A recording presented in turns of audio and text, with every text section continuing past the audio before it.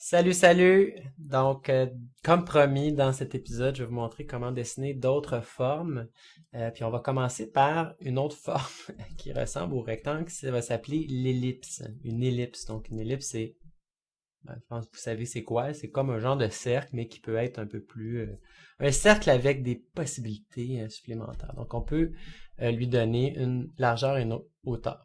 Ce que je vais faire, regardez bien ça. Je vais copier la ligne de rectangle, checker ça, et je vais remplacer rect par ellipse. Donc, au lieu de rect, ça va être ellipse. Je vais dessiner un rectangle, après ça, je vais dessiner une ellipse avec exactement les mêmes paramètres. Puis on va voir qu'est-ce que ça donne. Donc, on roule ça. Wow! Qu'est-ce qu'on remarque d'abord? Bon, on remarque plusieurs choses.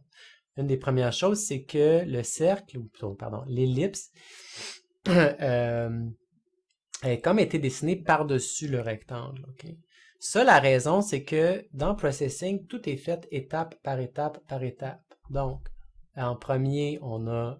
Puis ça est allé très très vite. Fait qu'on n'a pas vu faire. C'est instantané parce qu'un ordinateur, ça calcule très vite.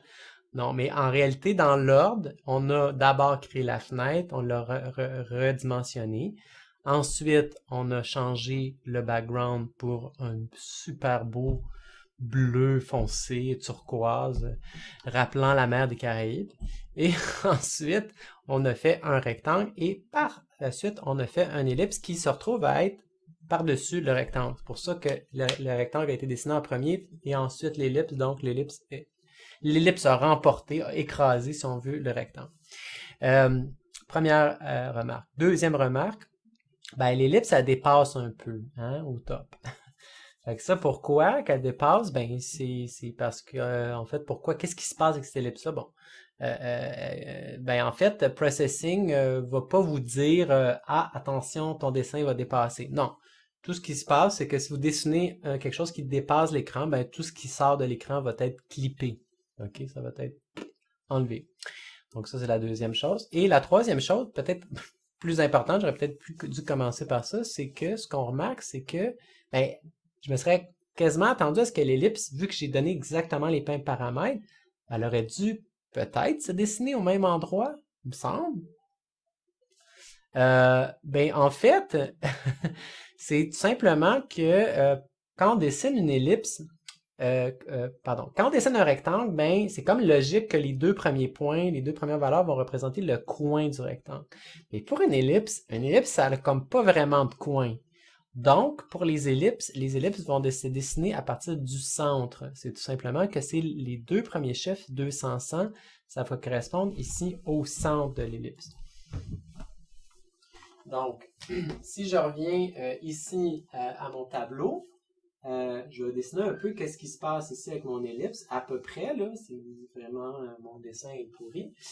Voici à peu près mon ellipse, et cette ellipse-là, elle va avoir effectivement la même hauteur que le rectangle de 300. J'ai dessiné un peu trop grosse, hein. Mais elle va avoir donc 150 par 300 comme le rectangle. OK? C'est juste que le point 200, 100 qui était le coin du rectangle, ben ça va correspondre au centre de l'ellipse, dans ce cas-ci. C'est tout. C'est juste ça qui se passe. Alors, ici, ben c'est ça, puis on peut peut-être s'en rendre compte d'ailleurs en inversant. Fait que, par exemple, si j'avais dessiné mon ellipse avant le rectangle, ben, on va voir que là, c'est le rectangle qui vient par-dessus. Puis je sais pas si vous pouvez voir, mais le coin ici du rectangle correspond exactement au centre du cercle. Donc, donc voilà. Dernière petite chose, ben évidemment, vous pouvez ici changer ces valeurs-là. Par exemple, je peux m'en servir pour faire, au lieu d'une ellipse, je pourrais faire un cercle. Hein. Si je mets la même largeur que hauteur, je me retrouve à avoir un cercle. D'ailleurs, on pourrait faire la même chose pour ce qui est de notre rectangle aussi. Si on met la même largeur que hauteur, ben on se retrouve avec un carré. Donc, je vais juste vous montrer quelque chose au niveau des différentes possibilités qui s'offrent à vous pour dessiner des formes dans Processing. Alors ça ici, c'est un extrait du Floss Manual que je vous avais parlé dans un tutoriel avant. Et là-dedans, vous allez voir qu'il y a toutes sortes d'autres possibilités, d'autres options de dessin, le point, la ligne, le rectangle et l'ellipse, on les connaît. Il y a aussi le triangle qui va demander qu'on détermine 3 points différents. Ces fonctions-là sont tous un peu différentes, elles fonctionnent tous de manière pas tout à fait pareille. Je vais aussi vous amener, vous référer ici dans ce qu'on appelle la référence de Processing. Okay? Quand vous allez sur le site Processing, il y a un endroit ici, référence. Ça, c'est comme le dictionnaire, si on veut, de Processing. Puis, vous allez trouver là-dedans, dans les 2D Primitives, vous allez retrouver des affaires que vous connaissez déjà, comme le rectangle. Vous pouvez aller cliquer là-dessus puis voir un peu comment ça marche le rectangle. Vous savez la base. Il y a toutes sortes d'autres options. Vous pouvez même avoir des coins ronds avec les rectangles. Je ne vais même pas vous en parler. Je ne vais même pas vous montrer comment faire. Vous irez voir par vous-même. Mais c'est comme ça va décrire exactement comment chacune de ces fonctions-là marche, peut être utilisée. Donc là-dedans, vous allez retrouver entre autres la ligne. OK? Et la ligne, ben, c'est pas bien plus compliqué que les autres affaires. Mettons qu'on avait ici rectangle, ellipse. Je vais juste enlever pour le moment notre ellipse, OK? Donc, on va utiliser notre rectangle, qui est un carré. Puis, je vais juste, pour vous montrer, on va parce que la ligne, elle prend 4 valeurs aussi, comme le rectangle, on prend 4. Je vais rouler ça. Oh, c'est bizarre, j'ai comme rien qui apparaît, OK? Je sais pas qu'est-ce qui se passe. Pourquoi? Est où ma ligne?